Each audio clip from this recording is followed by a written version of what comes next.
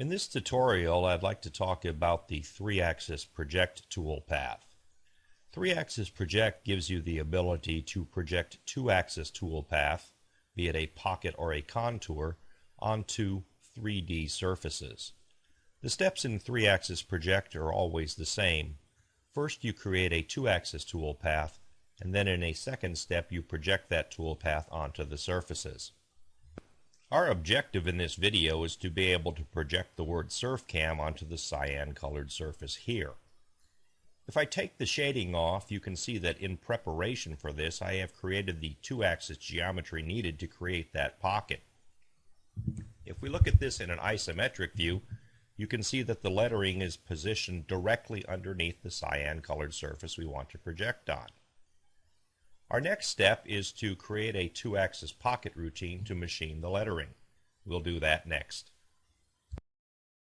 Since every three-axis project toolpath begins with a two-axis operation, that's what I'm going to do first. I'm going to move up to NC, down to two-axis, and down to pocket. I'm going to click on Auto and Within, and I'm going to draw a box around all of the letters I want to pocket. Once the letters are selected, I click on Done and Done again. I'm going to change my tool from a 20 thousandths ball nose end mill to a 30 thousandths diameter ball nosed end mill. I'll click OK, and then we'll move on to the Cut Control tab. Under Cut Control, we're climb milling and spiral cutting, which is fine. I'm going to change my depth from 30 thousandths to 60 thousandths. And I'm going to cut this out in 20 thousandths increments.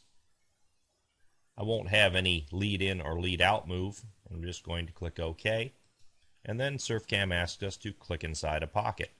I'll zoom up slightly and then click inside the letter S, accept the toolpath, and then we'll fit it to view so you can see that the two-axis toolpath has been created.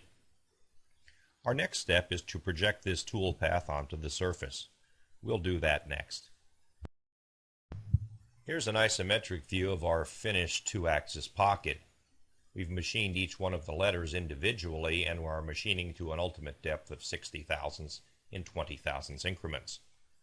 Our next step is to project this two-axis toolpath onto our surface. The first thing I'm going to do is hide the toolpath for the letters. Click on Done, and then go to our Layer button. Going to turn on the surface layer to project upon, click OK, and then I can fit the screen to view. The next step then is to go to NC, down to 3-axis, and down to Project. When I click on Project, SURFCAM is asking me which surfaces I want to project upon. I can say Visible here because it will find the surface I want to project upon very easily. Click on Visible. And then we're asked to pick the two-axis operation we want to project onto the surface. In this case, it's the last operation, the two-axis pocket. I'll click on two-axis pocket and then click OK. Now we get our three-axis project information. As you can see, we're still using the same tool that we used before. I'm going to go on to Cut Control. First thing we see is a stock to leave amount. Stock to leave, remember, at 0 means that you're cutting to the finished surface. Negative stock to leave removes material. Positive stock to leave leaves extra material. I'm going to leave the stock to leave at 0. Our surface tolerance is set at the standard 1 thousandths, and our rapid plane is at 3.48 inches. That's not high enough to clear the part, so what I'm going to do here is change it to about 4.5 inches. The shelf plane right below it is where the toolpath will be projected if there is no surface to project upon. I'm going to leave that at 2 inches. The Add Z Values checkbox is important. If this box is unchecked, your peck depth will not appear in the finished three-axis projected toolpath. If you click Add Z Values, we will get 3 separate pecks on each letter, going down 20 thousandths at a time. Since this is important to us, I'm going to click Add Z Values. Our next step is to click OK, and this will project the two-axis toolpath onto the surface.